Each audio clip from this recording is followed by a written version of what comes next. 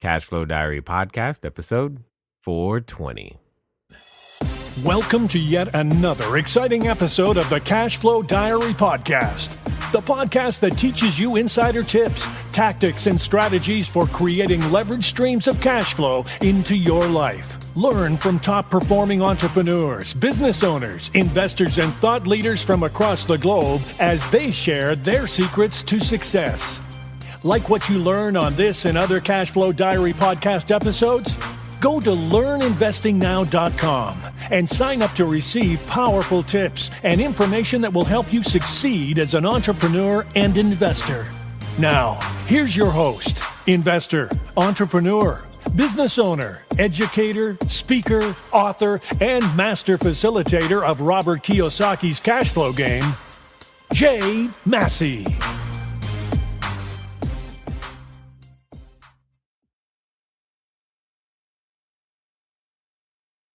All right, ladies and gentlemen, welcome to another episode of the CashFlow Diary Podcast. I'm your host, Jay Massey, and I'm glad that you're here today because you've heard me say before that one of the great things about real estate is that everybody, yes, that means you, everybody needs a place to live, work, play, or lay. Because that's really how real estate works. Live, work, play, or lay. You're going to do one of those things today, live, work, play, or lay. And it's going to be on real estate. Real estate is involved nearly everywhere you go. Well, what's really cool about industries is that over time, industries change. How you use a piece of real estate absolutely changes as the workplace changes, as your family needs change, as you change the desire for what you call entertainment. And I have with me today some who might call the Godfather, if you will, of a particular industry. And we're talking about the service office industry. You're like, what is that? Well, here's the thing. You may have heard of things like co-working or being able to figure out other places to go to work, because as you are going out there to find a place to work and build your business, you're looking for because you no longer have an office, right? You're like, oh, I'm on my own now. Where do I go? What do I do? Well, I have with me today the guy who can help you not only know where to go, but what to do, but make sure that you're not doing it alone. I have with me none other than Frank Cottle. He's the CEO of Alliance Business Group. And here's the thing. They're in 52 countries, 700 locations, been doing this for 37 years. That's code for there's probably a location right down the street from you and you didn't even know it, but you'll know it now. But more importantly than that, think about your business needs. Think about the fact that your business is changing and where we all work from is changing. And he's here to make sure not only is the company meeting the need, but he understands what you and I need. But most importantly, I think we're going to learn a lot about business from him. So help me welcome Frank Cottle. Frank, you there? I sure am, Jay. Thank you very much. I'm glad that you are here, sir. Thank you for doing what you have done for so long. Well, it's been a lot very challenging and a lot of exciting moments along the way. But when you deal with change, that's always the way it should be. And no doubt. So this being the first time that you're here, I want to ask you the same question I tend to ask everybody the first time that they're here. You ready? Yep, I'm ready. All right. I tend to think of today's entrepreneurs a lot like yesterday's superheroes, Batman, Robin, Wonder Woman, if you will. And I think entrepreneurs and superheroes have a ton of things in common. Chief among them, as an entrepreneur, I can occasionally envision myself maybe with capes and tights and whatnot, saving people using our products and services. But also, like a superhero, an entrepreneur has a beginning. For example, you think about Spider-Man. There was a time where he was just a kid going to school, taking some photos, trying to get some good grades, doing his thing. Then one day something happens to him. He gets bit by a spider and suddenly realizes, I have something worthwhile sharing. Now, am I going to use it for good or evil? And in his case, obviously, he chooses good. So my question to you is as follows. Before, the service office industry even existed, before Alliance was even around, before you and all of your real estate endeavors and the hundreds of units that you've owned in the past and all of these things, before all of that, what we want to know is, who is Frank Cottle? Oh, gosh, I'm from Newport Beach, California, so I'm just a local surfer made good. I think I was asked to leave my first college, or asked not to come back, I guess. So I fall into that dropout category, and started my life just before I got married as a commercial diver, doing some interesting work. And you never want to be a commercial diver doing what they call interesting work. And I did that for a couple of years, and then moved on to the yachting industry, raced large sailboats and built and brokered large yachts around the world for about a decade. And during that time, I was very fortunate. I was a 20-something and able to live with my client base, which were very, very, very successful and wealthy. And understanding their lifestyle and what they kind of had done right and wrong, I woke up one day in the brokerage and I said, damn, I'll never be an owner as long as I'm a broker. And that epiphany caused me to sell out of that company, to move on from that company and start my own company, which we did in 1979. And that's what we decided we want to be in the commercial real estate business. And I liked land banking. So our first venture in this industry, really, we built our own buildings and then plugged business centers into those buildings. And we did that for about 10 years, between 80 and 90, and built a large number of projects across the southwestern United States. And that's where we learned how to run business centers, serviced offices, co-working centers, we call them today, all variety of different types of real estate.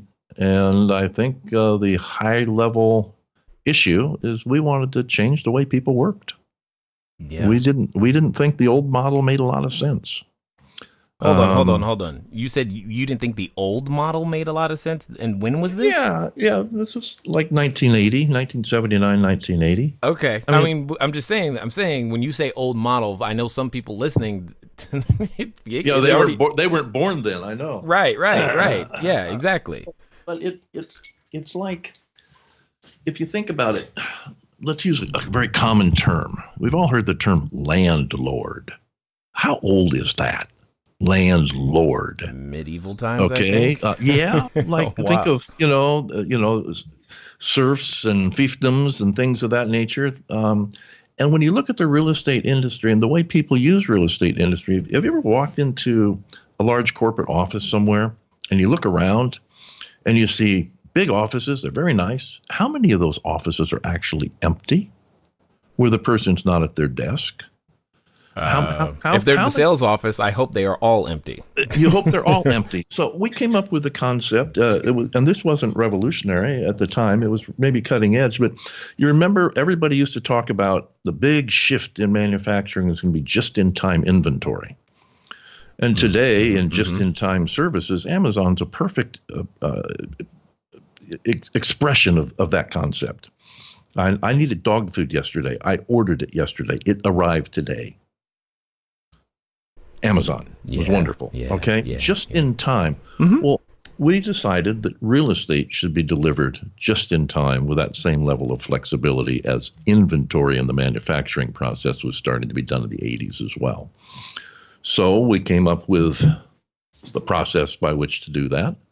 And today that's the serviced office industry, which includes classic business centers, co-working centers, incubators, accelerators, logistics centers, media centers, all variety of shared facilities that combine people, place, and technology into a single bundled service, people, place, and technology, that's delivered with a highly flexible service agreement.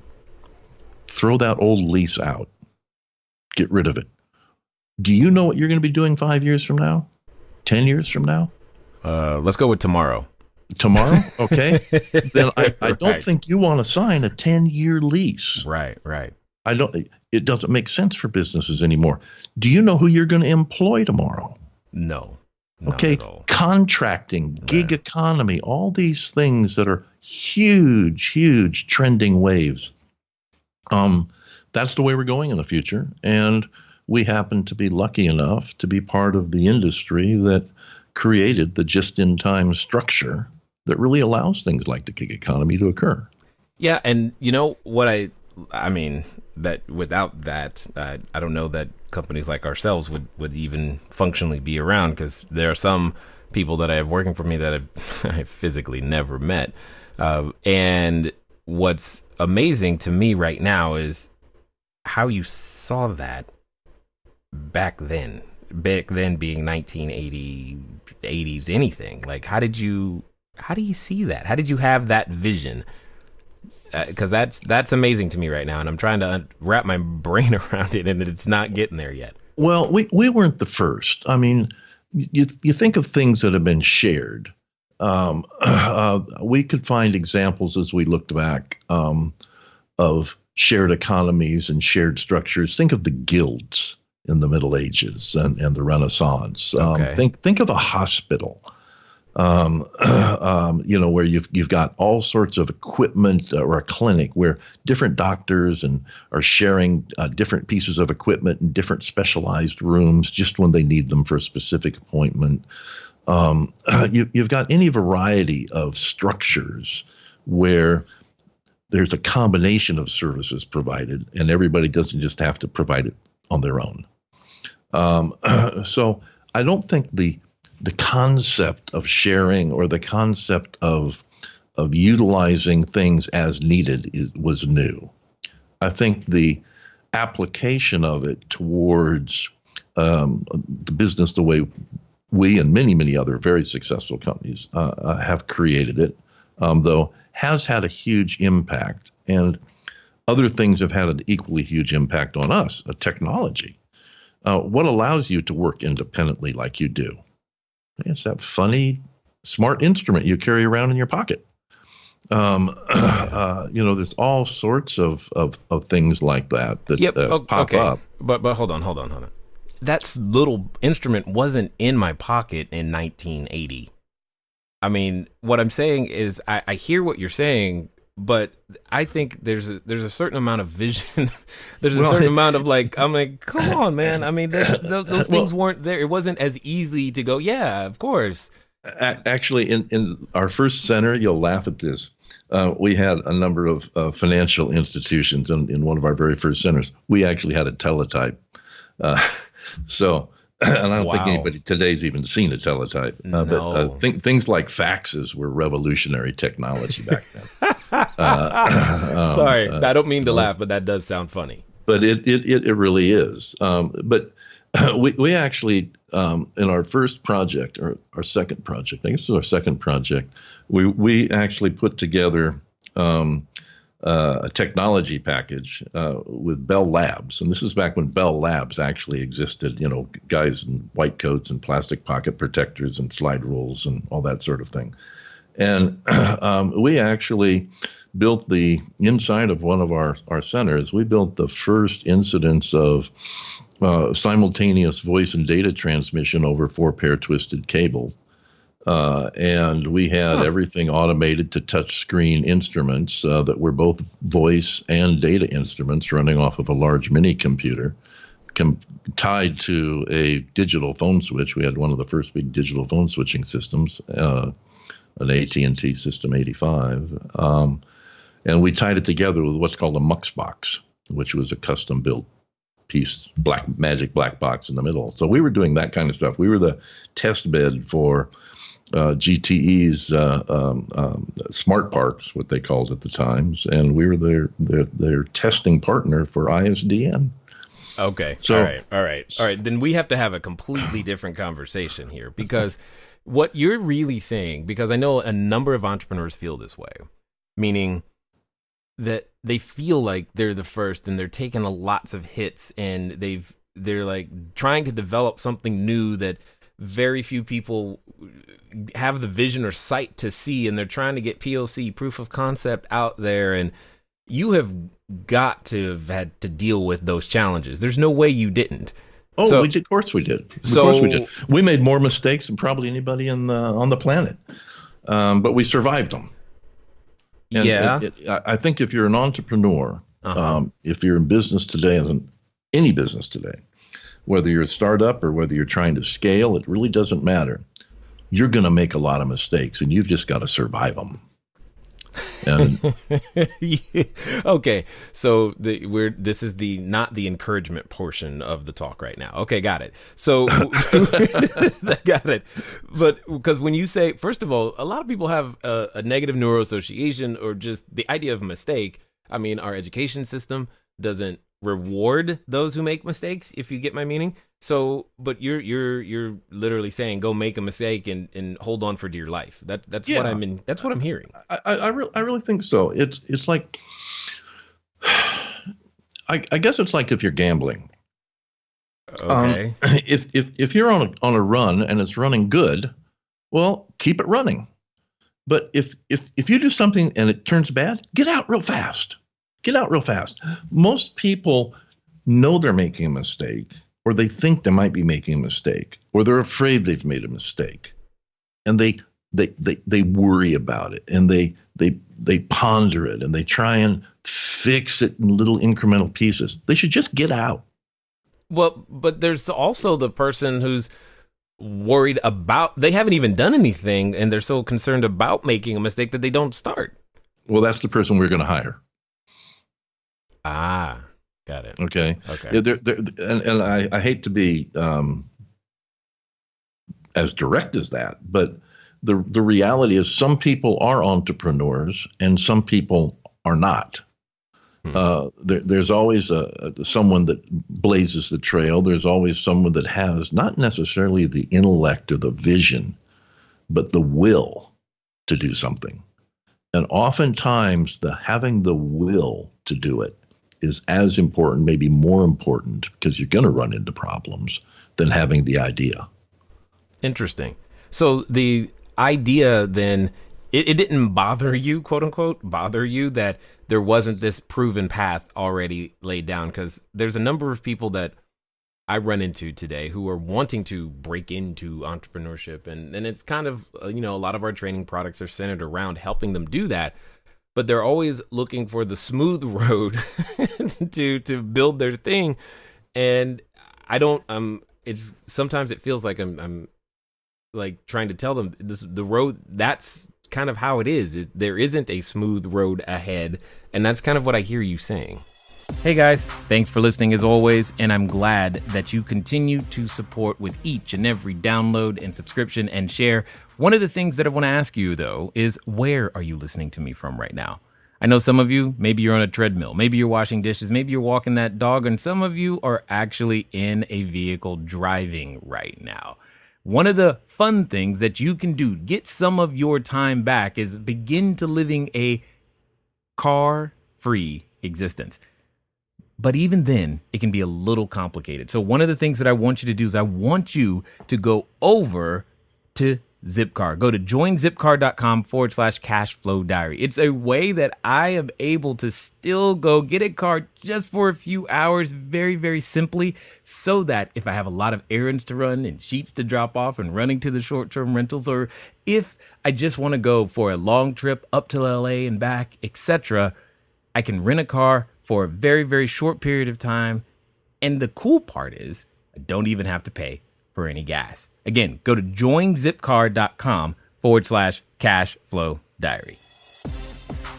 Well, it's not always going to be smooth. Sometimes it's better to be lucky than smart. So sometimes you will find that the road is smooth, but don't expect it's always going to be smooth. I mean, just look at, since we've started this company in this industry, think of the number of political changes, recessions, geopolitical changes that have gone on. Right. Everything from gas crises to flip-flops in government structures to I don't know how many recession periods and inflationary periods.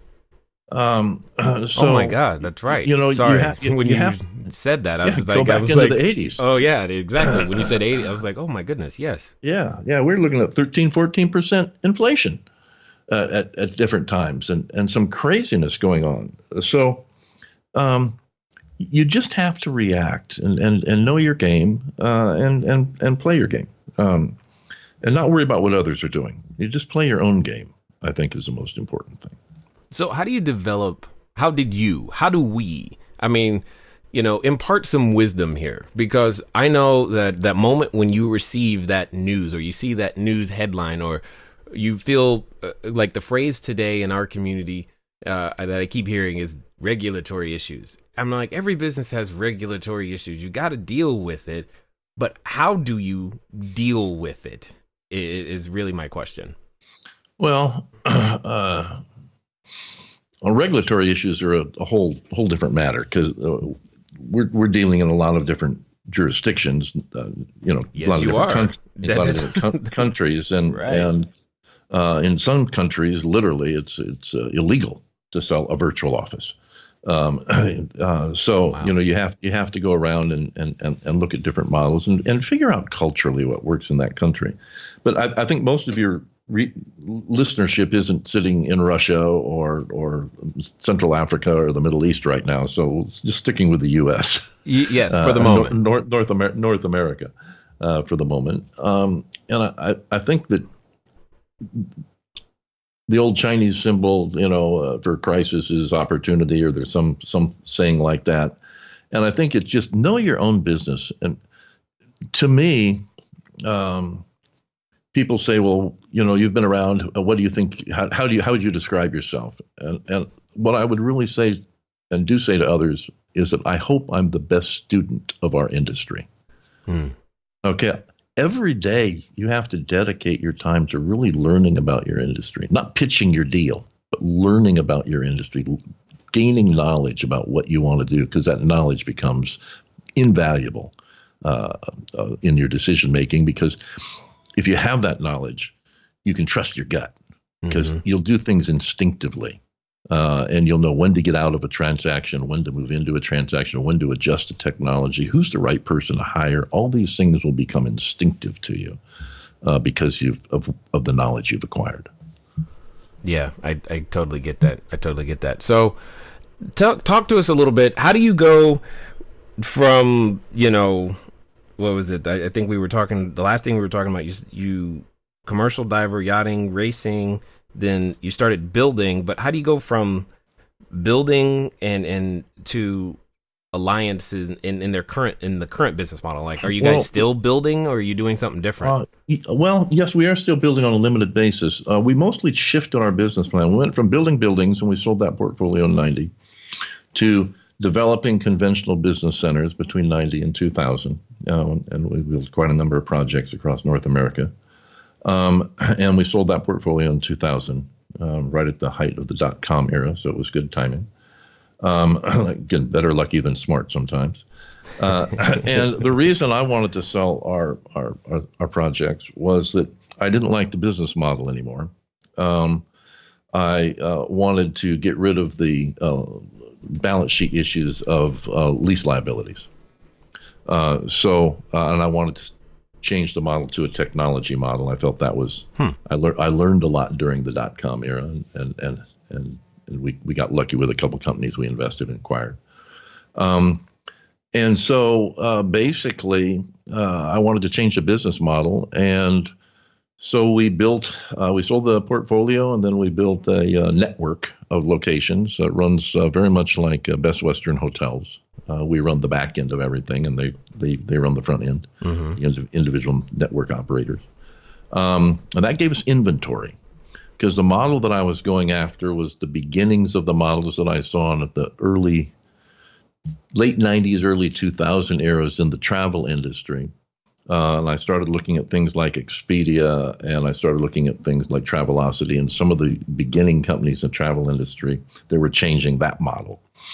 And some friends of ours had a company called Pegasus, which is very involved in the hospitality industry as a technology company. And I wanted to do the same thing with offices. So we built a software as a service company, Alliance Virtual Offices, which is a .com. We built a software as a service company that basically wholesales office space, virtual office space, telephony, live reception services, meeting and reservations and booking services for meeting rooms and conference rooms and things. The same way travel is sold. So today you can log into one of our websites, of which we have a variety of different brands around the world. And you can log into one of our websites like Alliance Virtual Offices, and you can open 10 offices in 10 countries in 10 cities in 10 minutes. I just made that rule of 10 up. So there you go. Sounds good. Sounds Global good. expansion at the speed of Global light. expansion. And, every company today, your company, you mentioned you many of your employees are virtual. Almost every company today is international. Right. Everybody has an offshore supplier of something and probably an offshore customer of something. Right. And so being able to operate globally, being able to hire people where you want, but make sure they're supported as needed, even if they're just contractors, especially if they're contractors, is a wonderful thing to be able to do. And so that we wanted to go into that model of business. And so we built a company that did. Yeah. So the original theory that caused me to get into the business, this just-in-time real estate, we took it through the iterations of the analog age into the digital age, and from the digital age into the internet. Yeah. It's the same concept. We just continued evolving because we were good students. Yeah, I see that. And because I've also seen where some industries, if they don't evolve, someone who has been evolving comes to, disrupt them. Sure. Is the word that we're familiar with using today. Sure. Did you ever have an Eagle computer? I mean, come on. What? Yeah, exactly. You remember DEC? Yes, I do. Hey, do you remember IBM computers? Pretty big for a while, right? Yes, right. No, you don't innovate, you die. You don't innovate, you die. Period. Totally understood. So for those that might not be familiar, talk to us a little bit exactly of how you view, service departments, co-working, the spaces, the things that Alliance actually provides. Because I do believe that there's a number of people who are listening who probably would have need for what it is that you guys do. Well, all companies do. In fact, our industry, if we look at the customer base of our industry and think of it as a vertical column, and I'll break it up into 20% sections, government is actually a very large client to our industry. You wouldn't think that necessarily, but who needs the most flexibility or should have it? Anybody that has annual budgets, maybe? Yeah, government. Yeah. Huge customer of our industry. The global Fortune 1000 or 2000, all large listed companies are massive customers to our industry these days. Why?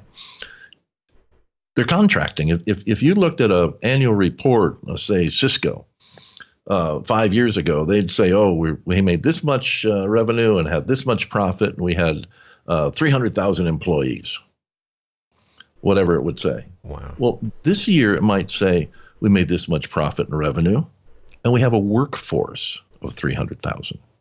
I see the difference. Workforce. Right. Okay. The difference is the 20 to 40% of the people that work for that company are now contractors. Yeah.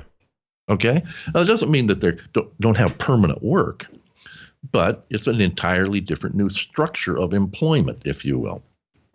Well, it sounds. Go ahead. And I'm saying that group is massive in our industry. Legal, accounting, financial service professionals, large. Local entrepreneurial companies or small technology companies, distribution companies, media companies, et cetera. But I said companies. These are people 3, 5, 7 employees. Right. And then startups. The true entrepreneurial startups, people that are bootstrapping themselves into a position, trying to form a company, trying to form a staff, trying to find funding. The startups will be another 20% of the industry. So it truly is, today we service anyone that works and every company that generates revenue and government worldwide.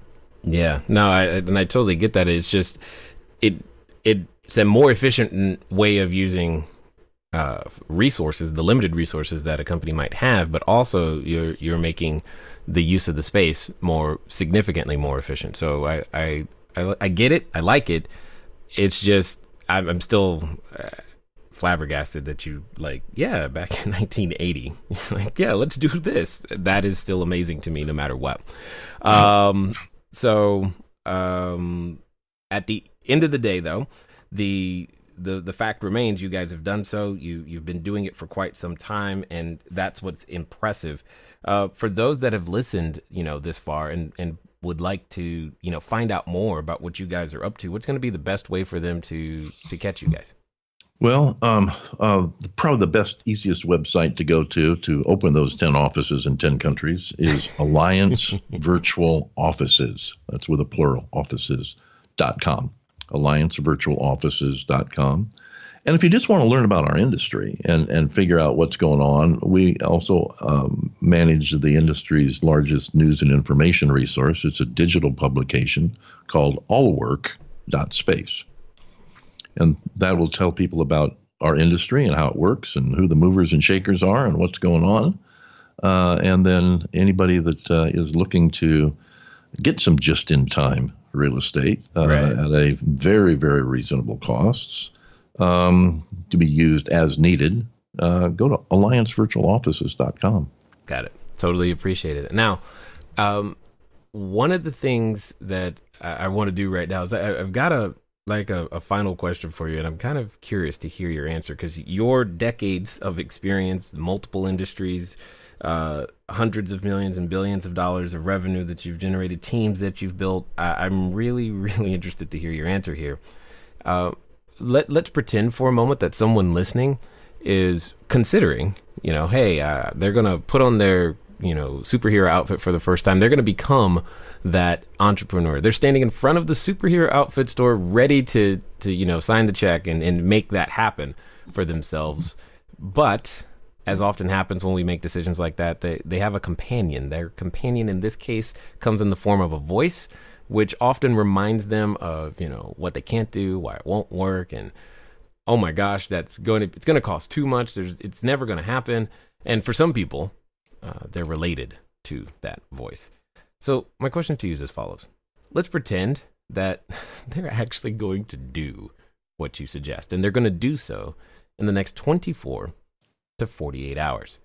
What would you suggest that they do? Boy, that's tough. Pick out a really good superhero outfit. Play the part. Fake it till you make it. All these sorts of things that go along with it. If you have an idea or something you believe in, then there's no reason you shouldn't do it. And there's an old joke, and maybe this isn't quite appropriate, but there's an individual, and he prays up to the heavens, and he says, "Please, let me win the lottery.